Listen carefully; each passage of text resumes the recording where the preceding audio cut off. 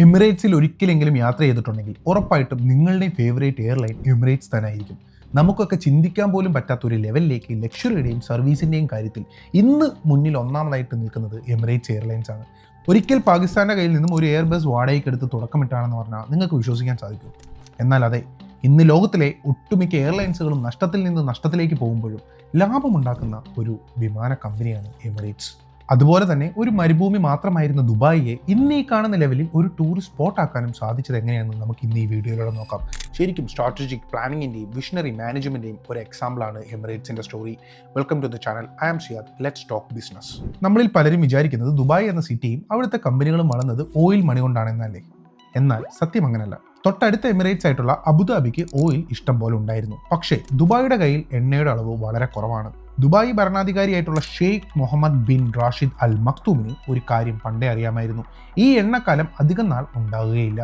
ദുബായിക്ക് നിലനിൽക്കണമെങ്കിൽ പുതിയൊരു പ്ലാൻ വേണം. അങ്ങനെയാണ് ലോകത്തെ കണക്ട് ചെയ്യുന്ന ഒരു എയർലൈൻ തുടങ്ങാൻ അവരന്ന് തീരുമാനിക്കുന്നത്. കാരണം സിമ്പിളാണ്. ലോകത്തിലെ 60% ജനങ്ങൾക്കും വെറും 8 മണിക്കൂറിൽ ഫ്ലൈറ്റ് യാത്ര കൊണ്ട് എത്തിച്ചേരാൻ പറ്റുന്ന ഒരിടം ദുബായ് ആണ്. ഇതൊരു വലിയ അവസരമായിട്ട് അവരന്ന് കണ്ടു. പക്ഷേ ഷെയ്ഖ് മുഹമ്മദ് 2 സ്ട്രോങ് കണ്ടീഷനുകൾ അന്ന് എമിറേറ്റ്സിന്റെ മുമ്പിൽ വെക്കുന്നു.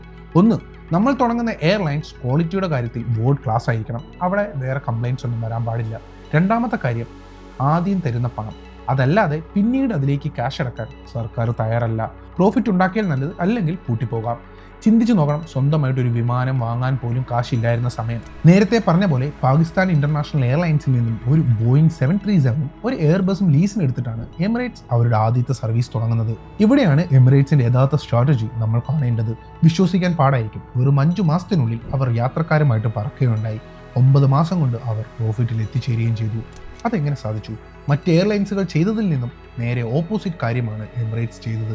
മറ്റുള്ളവർ ചെറിയ സിറ്റികളെ തമ്മിൽ ബന്ധിപ്പിക്കുന്ന ഷോർട്ട് റൂട്ടുകൾ ശ്രദ്ധിച്ചപ്പോൾ എമിറേറ്റ്സ് ലക്ഷ്യം വെച്ചത് ലോങ് ഹോൾ റൂട്ട്സ് ആണ്. അതായത് ലോകത്തിന്റെ ഏത് കോണിൽ നിന്നും യാത്ര ചെയ്യുന്ന ഒരാൾ ദുബായിലേക്ക് കൊണ്ടുവന്ന് അവിടെ നിന്ന് അടുത്ത സ്ഥലത്തേക്ക് എത്തിക്കുക. ദുബായി അവർ ലോകത്തിന്റെ ഒരു സെൻട്രൽ പോയിന്റ് ആക്കിയിട്ട് മാറ്റുക. ഇതായിരുന്നു അവരുടെ ലക്ഷ്യം. ഇത് അവർ സാധിച്ചെടുത്തു. പിന്നെ ഇവരുടെ മെയിൻ ഗെയിം ചേഞ്ചർ എന്ന് പറയുന്നത് ലക്ഷറിയാണ്. മറ്റുള്ളവർ ചെലവ് ചുരുക്കാൻ നോക്കിയപ്പോൾ ഇവർ ഫെസിലിറ്റീസ് കൂട്ടി. ആകാശത്ത് വെച്ച് കുളിക്കാൻ ഒരു on board showers, private room പോലുള്ള ഫസ്റ്റ് ക്ലാസ് സ്യൂട്ടുകൾ.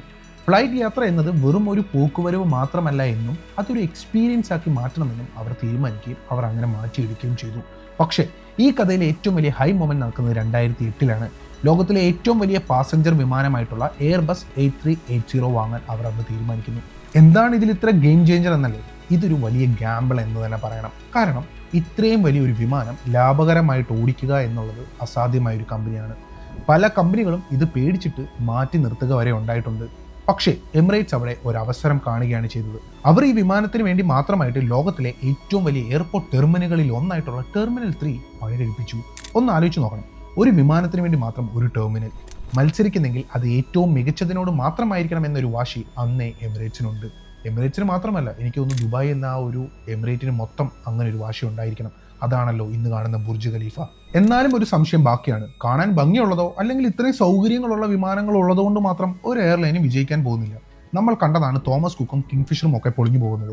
എണ്ണവില കൂടിയാൽ ലാഭം മുഴുവൻ പോകുന്ന, എപ്പോൾ വേണമെങ്കിലും പൂട്ടാൻ സാധ്യതയുള്ള റിസ്ക് ഉള്ള ബിസിനസ്സാണ് എയർലൈൻസ് എന്നുള്ളത്. എന്നിട്ടും എങ്ങനെയാണ് കഴിഞ്ഞ 38 വർഷത്തിനിടയിൽ 35 വർഷവും എമിറേറ്റ്സ് ലാഭത്തിലായിരുന്നത്? അതെങ്ങനെയെന്ന് നമുക്ക് നോക്കാം. ഇതിന് പ്രധാനമായിട്ടും 4 കാരണങ്ങളാണുള്ളത്. ഒന്നാമത്തത് ലോ ലേബർ കോസ്റ്റ്. യൂറോപ്പിലും അമേരിക്കയിലും ഉള്ള പോലെ വലിയ ട്രേഡ് യൂണിയനുകളോ സമരങ്ങളോ ദുബായിലില്ല.